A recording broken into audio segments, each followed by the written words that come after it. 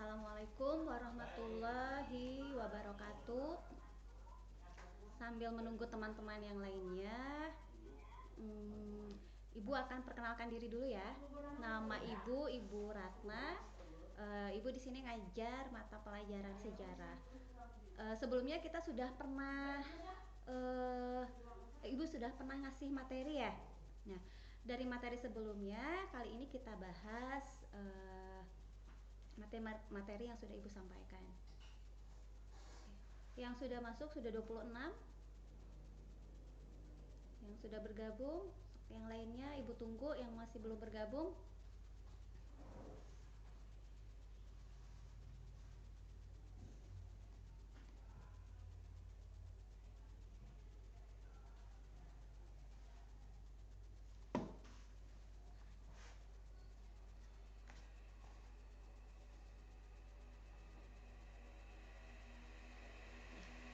Sambil menunggu yang lain, kita mulai pembelajaran. Untuk pembelajaran sejarah semester 1 itu materinya tentang konsep dasar ilmu sejarah. Kita langsung saja ya. Sini ada PowerPoint ya. Pertama, konsep dasar ilmu sejarah. Kompetisi dasarnya menjelaskan pengertian dan ruang lingkup sejarah. Kemudian tujuan pembelajaran yang harus dicapai, yaitu yang pertama, kalian diharapkan dapat menjelaskan pengertian sejarah, kemudian mengidentifikasikan unsur-unsur dalam sejarah. Selanjutnya, mengidentifikasi konsep-konsep dalam sejarah, membedakan pengertian sejarah secara umum dan khusus, kemudian menganalisa manfaat sejarah bagi kehidupan. Ini pengertian sejarah. Apa itu sejarah? Ya, ada yang tahu? Ya, Ibu yakin kalian sudah tahu ya. Sejarah itu secara umumnya dapat diartikan sebagai ilmu pengetahuan yang mempelajari tentang peristiwa atau kejadian yang pernah terjadi di masa lampau. Jadi suatu peristiwa itu dapat dikatakan sebagai peristiwa sejarah apabila peristiwa tersebut itu bersifat penting. Ya, penting di sini yaitu dapat berguna untuk kepentingan negara, kerajaan ataupun kelompok dan yang lainnya. Pengertian sejarah. Asal usul kata sejarah secara etimologi ya. Jadi sejarah itu awalnya itu diserap dari bahasa Arab sajara ya, yaitu yang artinya terjadi. Kemudian ada sajarah atau sajarotun yang artinya pohon. Kemudian ada sajarah an-nasab yaitu pohon silsilah. Kemudian menurut bahasa Historia atau Yunani kuno, ilmu atau belajar dengan cara bertanya-tanya. Jadi sejarah itu awalnya menurut bahasa Yunani merupakan ilmu atau belajar dengan cara bertanya-tanya. Kemudian menurut bahasa Inggris, history yaitu kejadian masa lampau umat manusia atau kejadian yang dibuat oleh alam. Kemudian dari bahasa Belanda, Geschiedenis, yaitu sejarah itu merupakan kejadian yang telah dibuat oleh manusia. Menurut bahasa Jermannya, sejarah itu dapat diartikan sebagai sesuatu yang telah terjadi. Nah, di sini dapat kalian lihat ini ada sebuah gambar pohon. Nah, kenapa sejarah dikaitkan dengan pohon? Jadi pada awalnya kata sejarah itu diserap dari bahasa Arab yang artinya sajarotun ya, atau pohon. Jadi kata pohon ini kemudian dihubungkan dengan keturunan atau asal usul silsilah dari keluarga raja atau dari dinasti tertentu. Jadi asal usul keluarga raja atau dinasti tertentu ini memang pada awalnya itu merupakan kajian awal dari sejarah itu sendiri ya. eh, penggunaan kata pohon ini menunjukkan juga bahwa sejarah itu memiliki permulaan atau memiliki akar. Ya, kemudian akar ini menunjukkan arah yang terus berkembang, tumbuh dan berkembang ya dari tingkat yang sederhana ke tingkat yang lebih kompleks. Ya, jadi sejarah seperti ini juga diartikan bahwa sejarah ini berkembang dari akar sampai ke ranting-ranting yang kecil.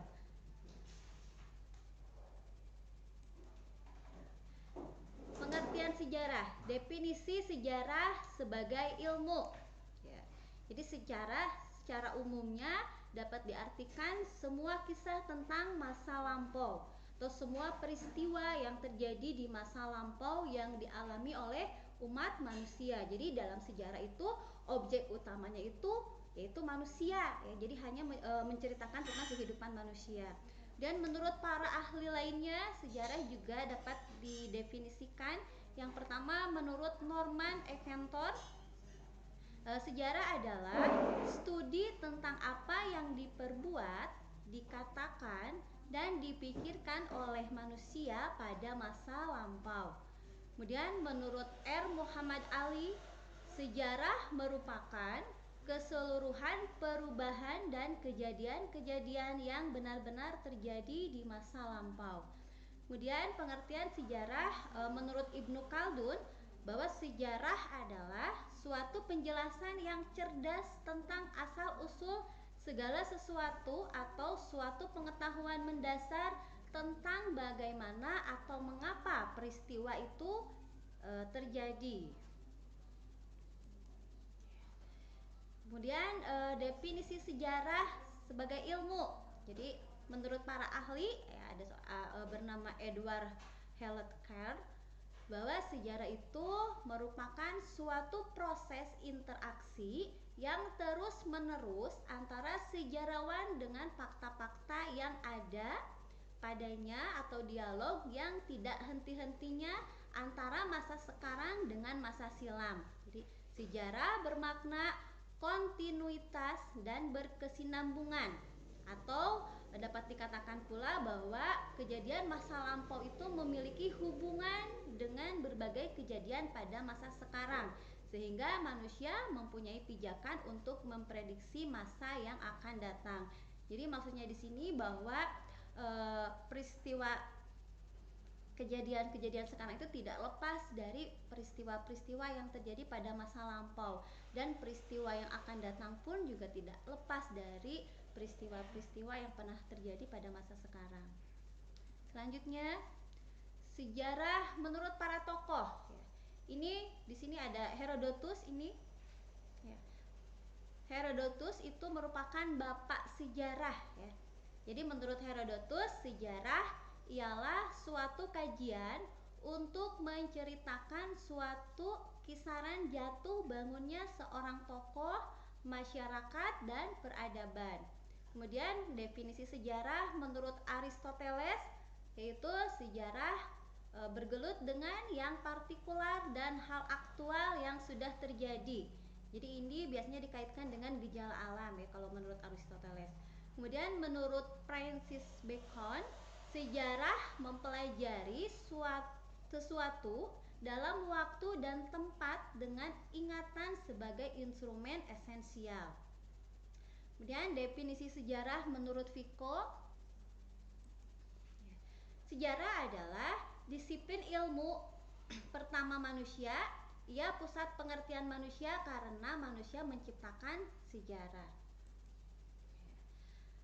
Selanjutnya definisi sejarah menurut Collingwood bahwa sejarah ialah ilmu tentang tindakan manusia di masa lalu dan diperboleh melalui interpretasi bukti-bukti sejarah.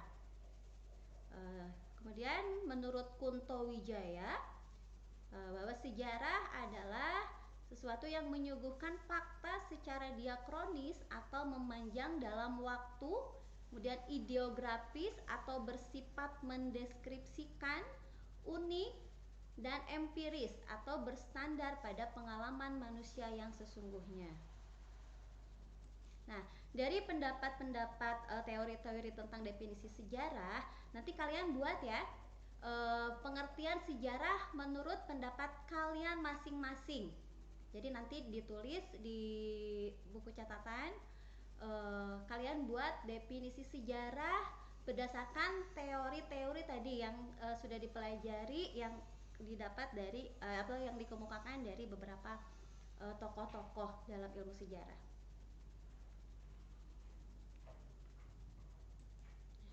Ruang lingkup sejarah. Ya. Ruang lingkup sejarah itu mencakup ada 4. Ya.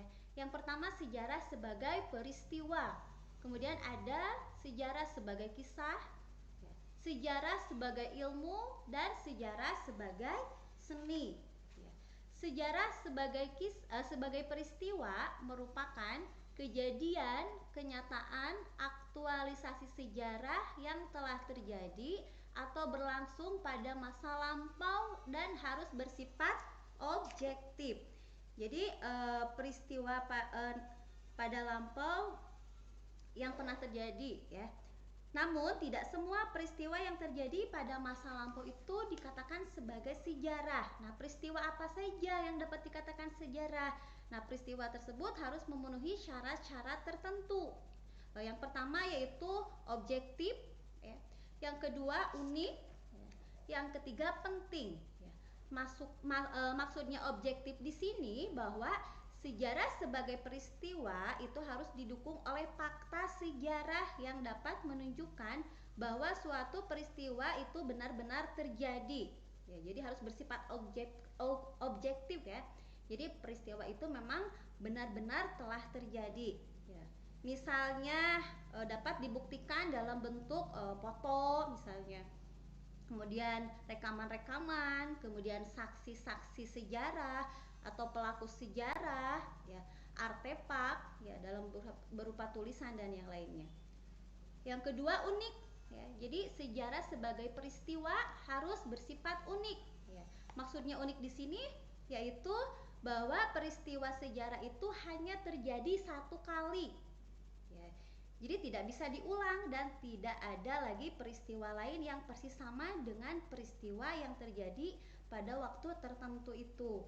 Jadi karena unik, ya, sejarawan tertarik untuk meneliti peristiwa tersebut. Jadi sejarah dikatakan unik, ya, karena peristiwa tersebut itu hanya terjadi satu kali.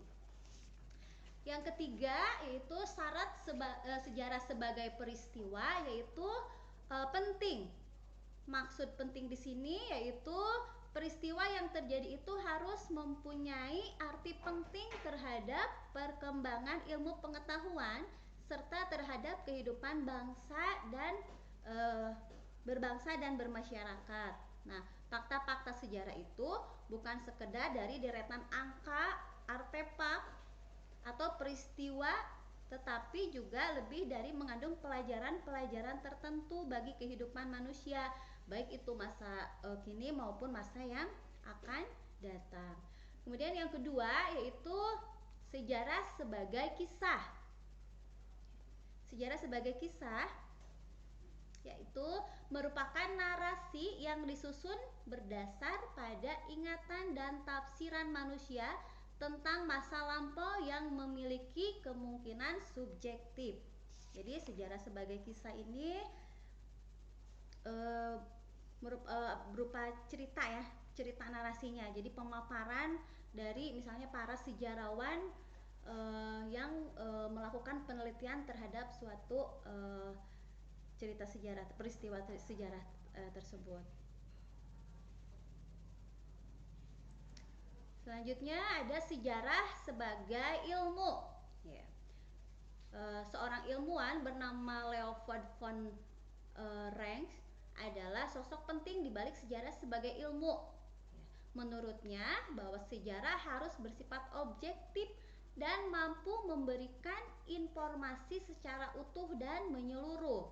Jadi dalam sejarah sebagai ilmu itu mempunyai syarat-syarat sebagai disiplin ilmu ya. Yang pertama harus empiris. Ya. Empiris ini berdasarkan atas pengalaman manusia. Kemudian yang kedua mempunyai objek. Ya, objek di sini itu siapa? Ya, objek di sini yaitu manusia, karena manusia itu merupakan sebagai objek dan subjeknya dari peristiwa sejarah. Kemudian ada memiliki teori, ya, atau kesimpulan tentang kaidah-kaidah pokok dalam suatu ilmu. Ya. Kemudian memiliki metode. Ya. Metode di sini yaitu memiliki langkah-langkah atau cara ilmiah. Nah, biasanya dalam sejarah itu metodenya itu dapat dilakukan dengan cara melakukan penelitian sejarah. Nah, dalam penelitian sejarah itu nanti ada langkah-langkahnya ya yang dapat kita lakukan. Misalnya yang pertama menentukan topik permasalahan. Nah, yang kedua ada mencari informasi ya. Yang ketiga ada mengumpulkan data. Yang keempat menginterpretasikan. Kemudian yang kelima ada verifikasi, kemudian historiografi. Selanjutnya ada sejarah sebagai seni. Kenapa sejarah dapat dikatakan sebagai seni? Karena ia membutuhkan intuisi, emosi, dan gaya bahasa. Ya. Sebagai seni, sejarah memiliki beberapa kekurangan. Pertama, memang kehilangan ketetapan dan objektivitas. Kedua, sejarah akan terbatas. Nah, sejarah dikatakan sebagai seni, ini kaitannya dengan bahwa maksudnya seni ini mempunyai keindahan. Contohnya dapat dituangkan dalam bentuk artefak ya, atau dalam candi-candi ya. Nah, itu contoh sudah termasuk ke dalam contoh sejarah sebagai seni. Unsur-unsur sejarah. Nah, apa saja yang termasuk ke dalam unsur-unsur sejarah? Yaitu yang pertama ada manusia. Manusia adalah objek sejarah, merupakan objek sejarah. Ya. Jadi manusia dalam peristiwa sejarah ini menjadi unsur penting, ya, seperti layaknya pemeran utama dalam drama. Ya. Jadi peran manusia sangat menentukan dalam suatu peristiwa. Ya, sejarah adalah sejarah manusia, jadi bukan sejarah alam atau sejarah hewan atau tumbuh-tumbuhan. Ya, peristiwa yang dikaji pun adalah peristiwa yang terkait dengan manusia itu sendiri. Yang kedua ada ruang. Ruang atau tempat merupakan unsur yang penting. Ya, sejarah terjadi dalam suatu tempat. Jadi peristiwa atau kejadian masa lampau itu terjadi dalam ruang atau tempat tertentu. Ya, unsur ruang ini akan menjadikan pemahaman kita tentang peristiwa sejarah itu menjadi lebih nyata. Jadi ada tempatnya, ada ruangnya. Yang ketiga ada untuk. Jadi sejarah selalu berkaitan dengan kronologi dan keunikan. Jadi setiap peristiwa sejarah selalu berbeda dari waktu ke waktu. Nah, kalau kita kaitkan misalnya dari ketiga unsur tadi, ini ada manusia, ada ruang, kemudian ada waktu. Misalnya kita ambil contoh peristiwa proklamasi kemerdekaan Indonesia misalnya. Siapakah misalnya unsur-unsur yang terlibatnya atau manusianya? Misalnya siapa saja di situ? Unsur-unsur yang terlibatnya ada IR Soekarno, IR Hatta, Muhammad Yamin ya. Kemudian unsur tempat, misalnya di mana ya peristiwa proklamasi kemerdekaan itu berlaku terjadi, misalnya di Jalan Kebangsaan Timur ya. Nomor, kemudian ada waktu ya. Unsur waktu ini misalnya dikaitkan dengan kapan peristiwa proklamasi kemerdekaan itu terjadi, misalnya pada tanggal 17 Agustus 1945.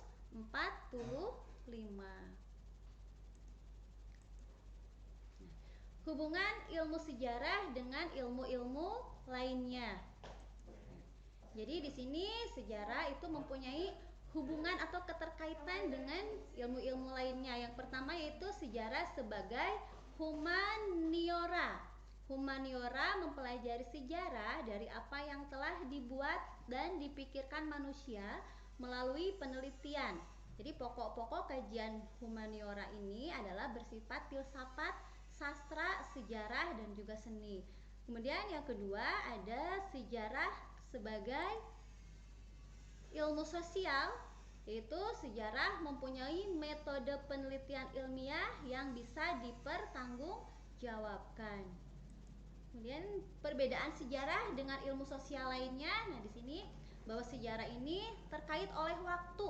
Jadi, seperti kapan peristiwa tersebut terjadi, kemudian di mana peristiwa tersebut terjadi, kemudian oleh siapa peristiwa sejarah itu terjadi atau siapa yang terlibat dalam peristiwa sejarah tersebut. Kemudian sejarah terikat oleh tempat. Jadi sejarah ini memiliki sifat yang unik ya, dan einmalig ya, atau terjadi hanya satu kali ya. Jadi tidak ada pengulangan dari peristiwa suatu sejarah. Jadi hanya momennya saja, misalnya ketika 17 Agustus ya, setiap melakukan upacara bendera biasanya kita selalu melakukan kegiatan misalnya drama kolosal. Nah, itu hanya peristiwanya itu hanya sekali, tapi momennya saja yang sama, dan tentunya tempat, ruang dan waktunya pun atau objeknya pun juga akan berbeda. Kemudian sejarah menekankan kekhususan. Ya, di sini maksudnya bahwa keterkaitan akan tempat dan waktu menjadikan sejarah sebagai kajian yang unik dan khusus. Generalisasi, periodisasi, dan kronologi. Maksudnya generalisasi adalah usaha penyimpulan dari khusus ke umum dengan tujuan untuk saintifikasi dan simplikasi. Salah satu bentuk generalisasi adalah periodisasi. Jadi, periodisasi merupakan klasifikasi peristiwa sejarah dalam pembabakan tertentu. Jadi dibabakan ya, maksudnya dibuat pembabakannya supaya apa? Supaya kita lebih mudah lagi dalam mempelajarinya. Kemudian ada kronologi. Kronologi adalah ilmu untuk menentukan waktu terjadinya, tempat, dan suatu peristiwa secara tepat berdasarkan urutan waktu. Jadi, tujuan kronologi adalah untuk menghindari kerancuan waktu dalam sejarah atau anakronisme. Jadi supaya kita mengetahui urutannya. Jadi diurutkan misalnya dari awal munculnya kehidupan manusia purba sampai dengan saat ini, itu diurutkan melalui urutan waktu atau kronologi. Kemudian ada lagi periodisasi. Fungsi periodisasi yang pertama yaitu memudahkan mempelajari sejarah. Jadi untuk memudahkan mempelajari sejarah, maka perlu ada pemenggalan suatu rentetan peristiwa masa lalu menjadi beberapa masa yang lebih kecil sehingga terlihat lebih mudah dan lebih jelas untuk dipahami. Kemudian memahami peristiwa sejarah secara kronologis. Jadi sejarawan itu harus mampu menyusun tata urutan kejadian peristiwa-peristiwa sejarah sehingga ditemukan kaitan dan hukum sebab akibat antara peristiwa yang satu dengan peristiwa yang lainnya. Nah, di sini ada contoh periodisasi ya, pembabakan sejarah. Kemudian dimulai dari zaman prasejarah. Ya, zaman prasejarah atau lebih tepatnya zaman praaksara ya. Jadi zaman di mana bangsa Indonesia ini belum mengenal tulisan. Ya, jadi zaman praaksara. Nah, kehidupan bangsa Indonesia pada masa purba. Ya. Kemudian selanjutnya ada zaman pengaruh Hindu-Buddha. Nah, zaman ini dimulai pada masa aksara. Jadi sudah mulai mengenal tulisan yang ditandai dengan ditemukannya prasasti di Kutai, Kalimantan Timur yang berangka tahun 400 Masehi. Nah, di sini ini menjadi tanda bahwa masyarakat Indonesia pada masa itu sudah mulai mengenal tulisan. Nah, ini dimulai dari zaman pengaruh Hindu-Buddha masuk ke Indonesia. Kemudian yang selanjutnya zaman pengaruh Islam. Nah, setelah zaman pengaruh Buddha masuk ke Indonesia, kemudian selanjutnya muncullah pengaruh Islam ke Indonesia. Jadi Islam mulai masuk ke Indonesia itu pada abad ke-7. Nah, pengaruh Islam meluas dengan tumbuhnya kerajaan-kerajaan Islam di Indonesia. Jadi yang awalnya tadi pengaruh Hindu-Buddha ini, munculnya kerajaan-kerajaan yang bercorak Hindu-Buddha di Indonesia. Contohnya misalnya ada kerajaan Kutai, ya. Ada kerajaan Tarumanegara, ya. Tarumanegara itu di Jawa Barat, ya. Ada kerajaan Pajajaran, ya, di Jawa Barat. Ada kerajaan Mataram di Jawa Tengah, ya. Ada kerajaan Kediri, kerajaan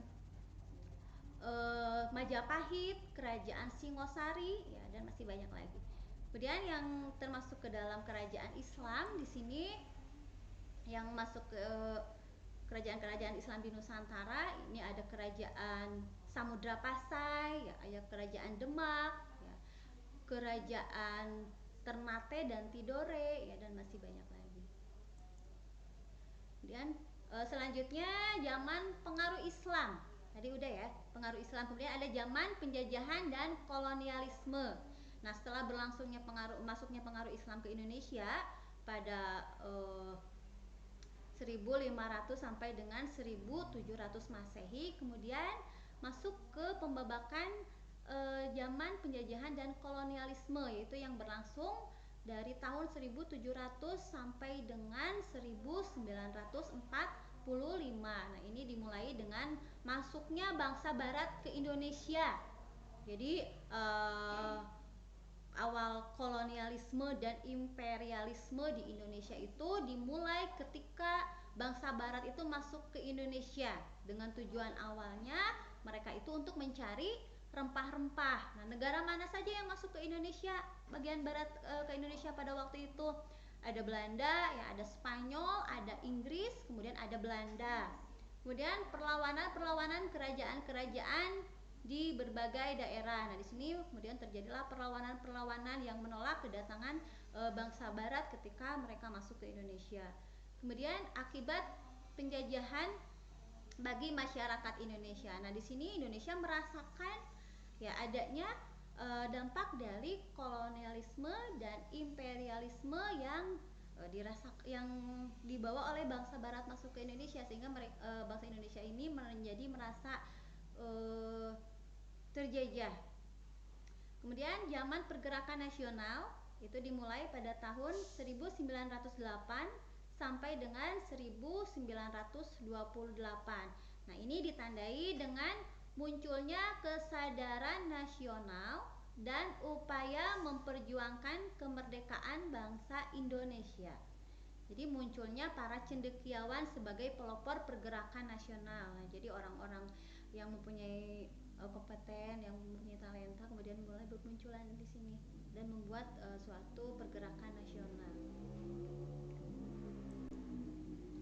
Kemudian zaman pendudukan Jepang, ya, ini dimulai dari tahun 1943 sampai dengan 1945. Nah, kemudian di Indonesia ini mulai dikuasai oleh Jepang. Nah, dan akhirnya Indonesia mempersiapkan kemerdekaan. Kemudian ada zaman pertengahan kemerdekaan, ini dimulai dari tahun 1945 sampai dengan 1949.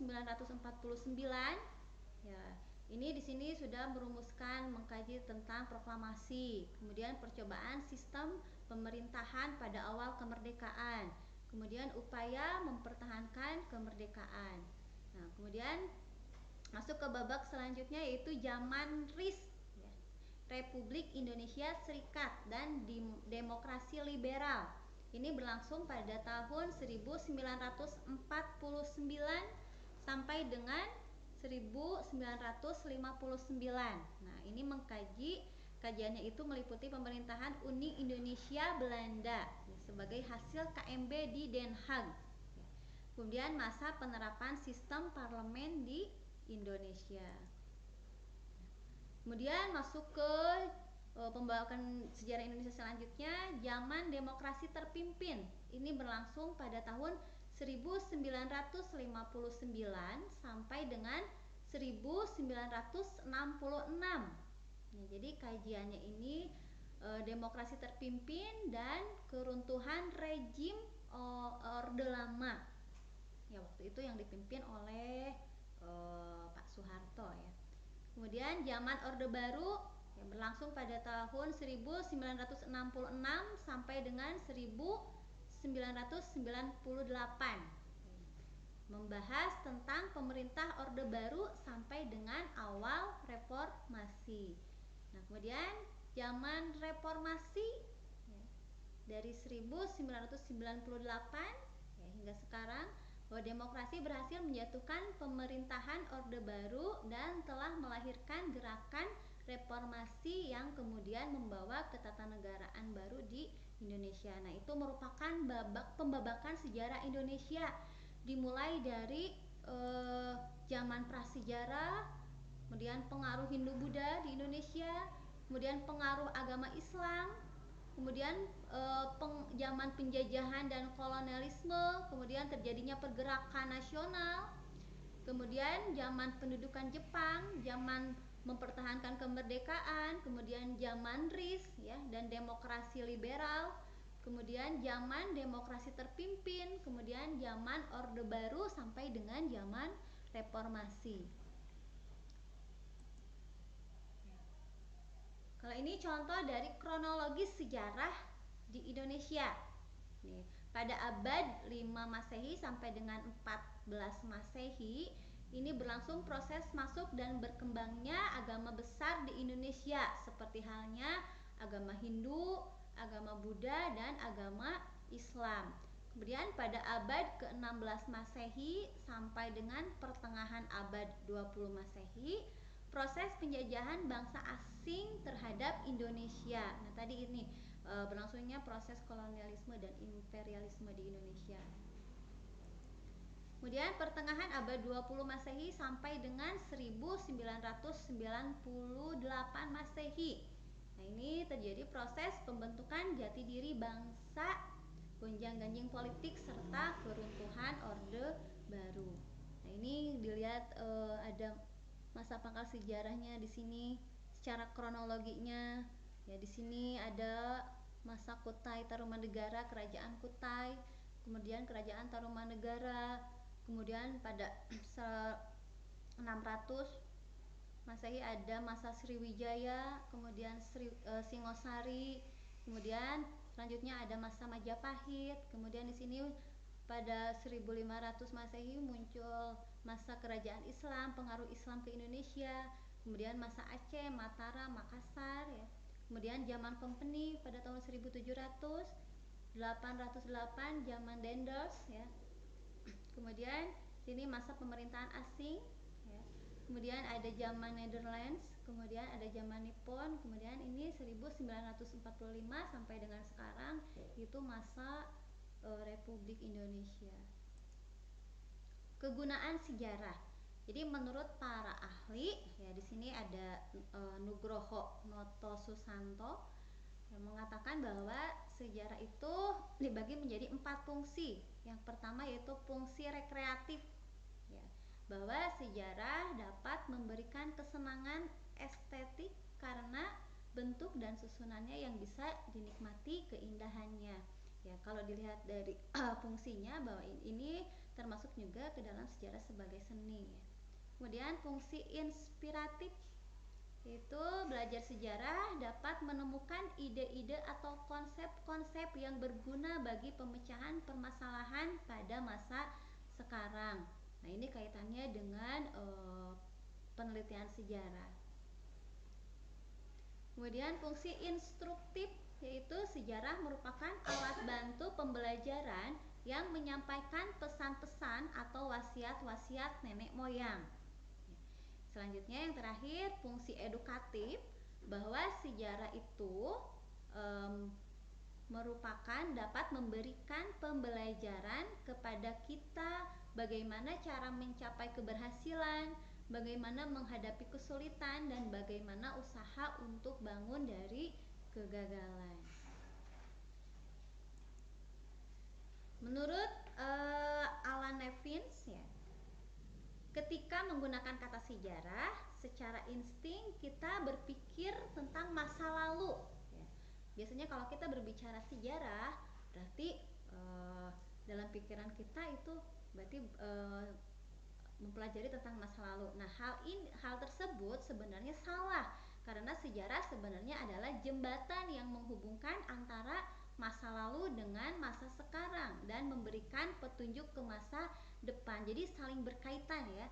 Kejadian masa sekarang itu tidak lepas dari peristiwa masa lalu dan peristiwa yang akan datang itu juga tidak lepas dari peristiwa masa sekarang.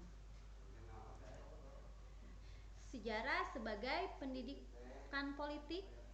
Jadi berbagai pergantian kekuasaan pada masa lampau itu merupakan pendidikan politik yang akan memberikan referensi untuk menentukan sistem politik yang lebih tepat bagi bangsa. Kemudian sejarah sebagai pendidikan kebijakan, bahwa pengalaman kegagalan dan keberhasilan itu dapat memberikan referensi bagi manusia masa sekarang untuk membuat kebijakan yang lebih bijak lagi dan lebih benar lagi. Kemudian ada sejarah sebagai pendidikan keindahan. Ya, jadi ini bisa dilihat dari peninggalan-peninggalan terdahulu ya, dari bukti-bukti sejarah yang ada yaitu melalui candi, kemudian ada masjid-masjid, ada tarian, ada nyanyian, ada bangunan keraton. Kemudian kita juga bisa memahami nilai-nilai estetik atau keindahan dari sejarah itu sendiri. Sejarah sebagai ilmu bantu, bahwa sejarah itu berguna sebagai ilmu bantu untuk memahami disiplin ilmu lainnya. Jadi ini keterkaitan antara ilmu sejarah dengan ilmu lainnya, misalnya sosiologi, politik, hukum, dan juga lain-lain. Kemudian sejarah sebagai bukti. Jadi melalui bukti-bukti ya, atau fakta-fakta sejarah pada masa lampau, sejarah dapat membuktikan suatu kebenaran. Nah, ini berhubungan dengan bahwa sejarah itu harus bersifat objektif atau sesuai dengan kenyataan yang sebenarnya. Demikian pembahasan materi sejarah untuk hari ini. Mungkin ada yang ditanyakan, boleh? Boleh di chat di sini kalau ingin bertanya.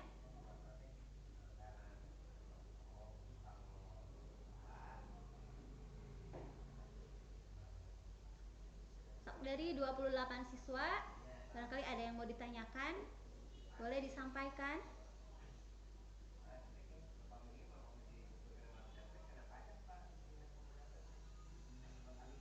Kalau yang ketinggalan nanti boleh Ibu share lagi ya materi. Share lagi materinya atau Ibu bagikan nanti PowerPoint-nya bisa. Nanti di akhir kalian buat rangkumannya ya. Buat rangkuman dari materi yang sudah Ibu jelaskan, atau kalau misalnya kemarin sudah mencatat, tinggal ditambahkan lagi poin-poinnya yang sekiranya belum tersampaikan. Nah, ada lagi yang mau bertanya?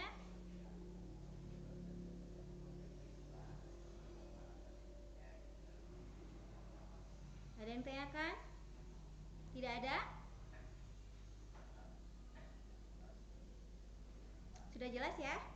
Kalau tidak ada, tadi Ibu kasih tugas ya.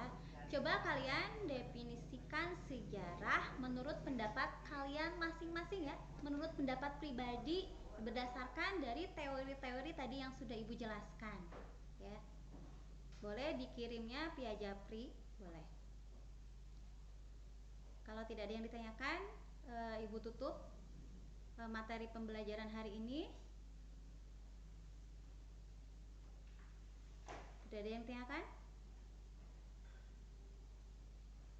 Baiklah, Ibu tutup saja, Ibu akhiri dengan salam.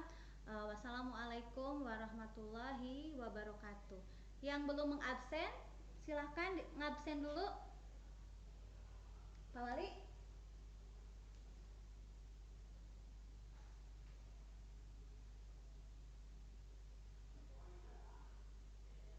Yang belum absen,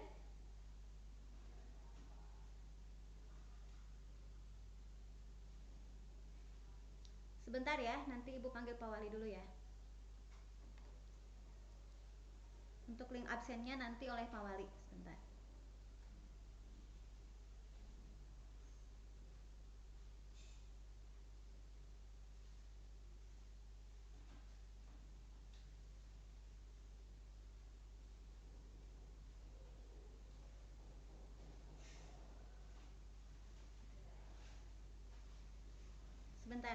absennya nunggu Pak Wali dulu. Pak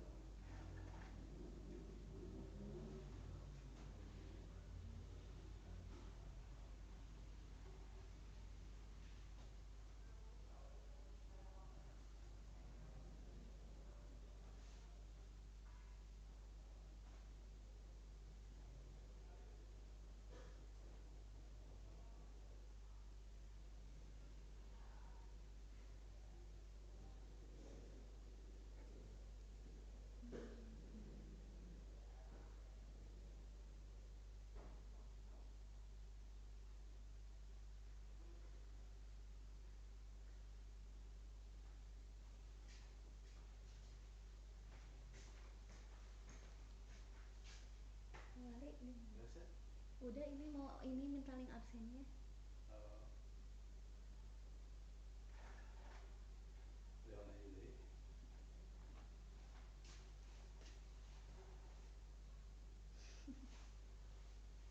Beres ya? Ini masih. Beres masih beres mati? Belum mati. Oh. Pak Wali di mana ya Pak? Oh, Ini anak minta link absennya. Terakhir dikumpulkannya Ibu kasih waktu sampai jam 8 malam nanti. Boleh dikirim via WA ya, di Japri ya. Jadi kalau yang catatannya belum lengkap, yang kalau misalnya ada yang perlu ditambahkan, boleh dari yang tadi Ibu jelaskan boleh dirangkum, tambahkan dengan materi yang sebelumnya. Kemudian tadi tugas yang tadi definisi sejarah menurut pendapat kalian pribadi berdasarkan teori-teori yang dikemukakan oleh para ahli ya.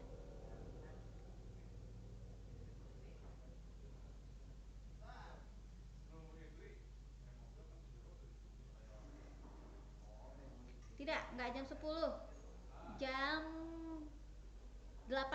Ya, terakhir pengumpulan jam 8. Ibu tunggu tugasnya.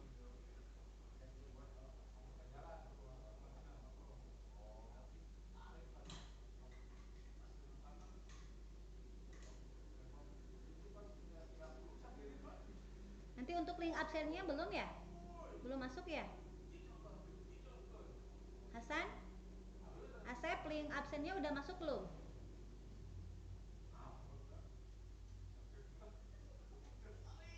Udah ngabsen belum? Belum ya? Belum? Nanti ya, tunggu ya. Ibu manggil Pak Walinya dulu.